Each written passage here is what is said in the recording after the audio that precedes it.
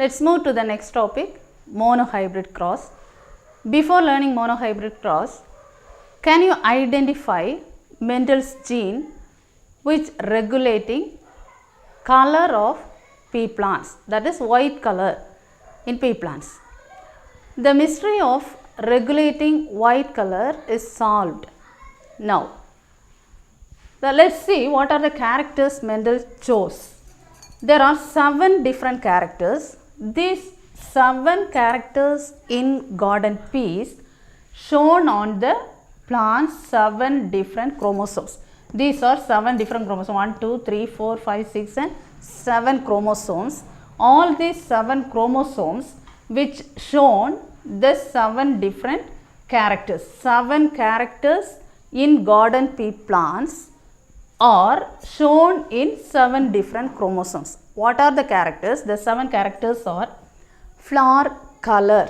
Color of the flower. There are 2 colors, purple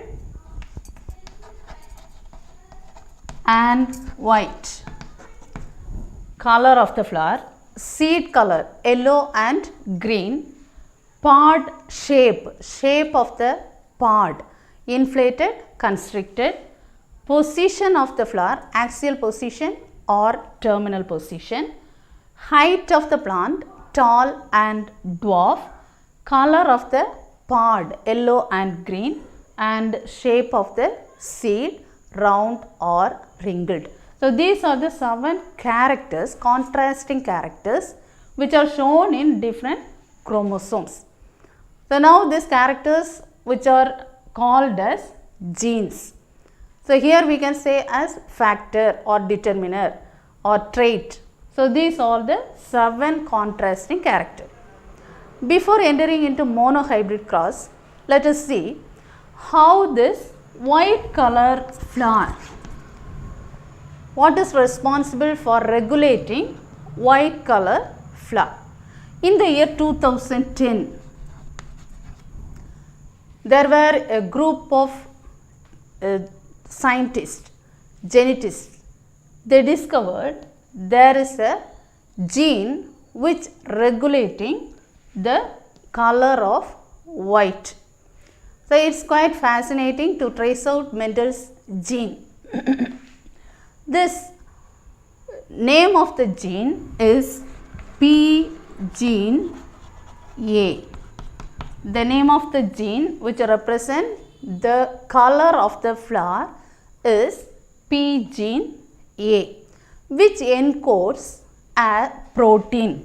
The P gene A, name of the gene is P gene A, that encodes a protein that functions the transcription factor. Transcription factor. This transcription factor, it functions as transcription factor that responsible for the production of a pigment anthocyanin. The name of the gene is P gene A, which encodes a protein. The name of the protein is the protein that functions as transcription factor responsible for producing the pigment. The name of the pigment is anthocyanin. If the flower which consists of the pigment anthocyanin, the flower color is purple. The color of the flower, there are 2, purple color and white color. If the production of anthocyanin pigment, the color of the flower is purple. And this white color flower do not produce this anthocyanin pigment. So, the researchers, the team of researchers, they introduce by gene gun method into this anthocyanin pigment, this P gene A. Introduce the P gene A into the petals of white color flower. When this P gene A introduced as a single sequence, it changed the cell and this produces anthocyanin pigment and it becomes purple color. But what about the white color flowers? In white color, it inactivates the transcription factor. So there is a mutation occurs in this, and due to the nucleotide change, there is a single nucleotide change. So the single nucleotide change which stops this transcription, it inactive. The transcription factor will be inactive, so there is no production of anthocyanin pigment. If anthocyanin pigment is produced, it will become purple color. The flower color is purple. When it is inactive, this transcription factor, when it is inactive, it do not produce anthocyanin, so it become white color. So the mystery of this white color can be solved now. Now let's see monohybrid cross. Monohybrid cross or monohybrid inheritance is the inheritance which consists of a single trait or single character, that is height of plant. Height of the plant. There are single character, the height, the parent one is tall, is crossed with dwarf. So there is the character is height of the plant. In monohybrid cross, he selected only one character, that is height, tall plant and a dwarf plant. So when this tall and dwarf in the F1 generation, so when you make a cross between tall and dwarf, it produces two generations, F1 as well as F2. In F1 generation, this all produces, the alleles are capital T, small t, small t.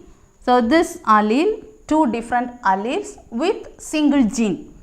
So this alleles consist of T, the gene T, here small t. This T is a gamete. This T is the gamete. These are alleles. Alleles are represented in pairs.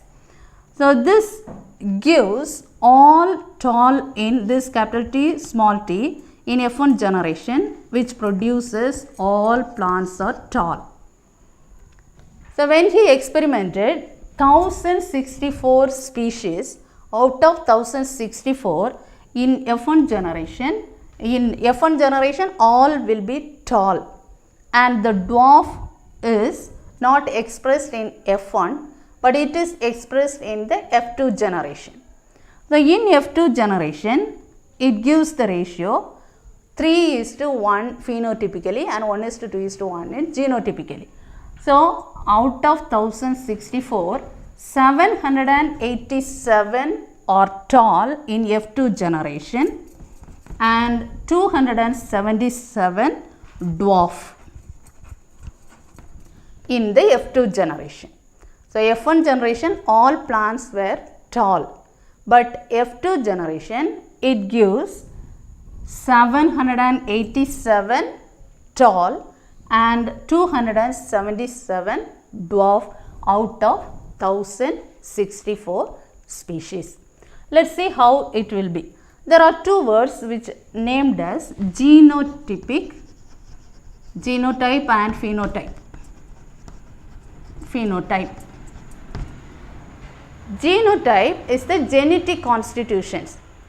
Genetic constitution is called genotype. Phenotype is the observable characters. These all characters are observable characters. When among this 1064 species, the height it is expressed, observable character, tall or dwarf, or this seed color of the seed, observable character. But genetic constitution is called as genotype. So when it is calculated, the probability of this, it gives the ratio 3:1 phenotypically. Let's see how it is identified. So this genetic constitutions are easily represented by a diagrammatic representation, or it is calculated in the form of a checkerboard, or it is named as Punnett square. Punnett's square, after the name of Reginald Punnett, it's called as Punnett square. So it illustrated very easily this probability of this ratios. the identification of this ratio. Very easily it can be calculated. Let's see. The parent plant is parent, capital T and small t. This is pure breeding variety, true breeding tall and true breeding dwarf. Tall and dwarf is the parent. So in F1 generation, all these plants, the tall and dwarf, when it is make a cross, it produces all tall plants. How it produces tall? This is the Punnett square. Here in F1 generation, this is the F1 generation. One of the parent is capital T, another one small t. So it produces here this and this, capital T, small t, this and this, capital T, small t, this and this, capital T, small t, this and this, capital T, small t. So every offspring is tall, capital T, if the allele which contains dominant and recessive, that is capital T and small t. In the first generation, it express tall. So here it is tall, this is also tall, this is tall, and this is tall. Every offspring is tall in F1 generation. But in the F2 generation, the F1 generation can be selfed. So this capital T, small t is the F1 offspring, can be self cross. This is self cross, hybrid with hybrid. So when a hybrid is, these two are pure breeding, capital T and small t is pure breeding, true breeding parent, but this is hybrid. So the hybrid of F1 generation can be selfed. When it is self cross, it produces in the F2 generation. Let's see how it gives the ratio in F2.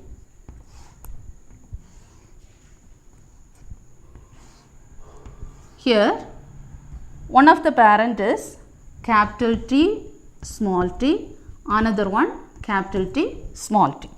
Let's find the first offspring. It gives capital T.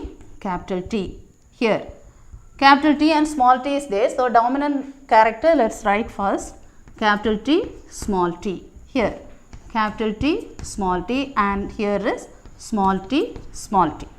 So here this is capital T, both are dominant, the alleles are dominant, and it produces tall.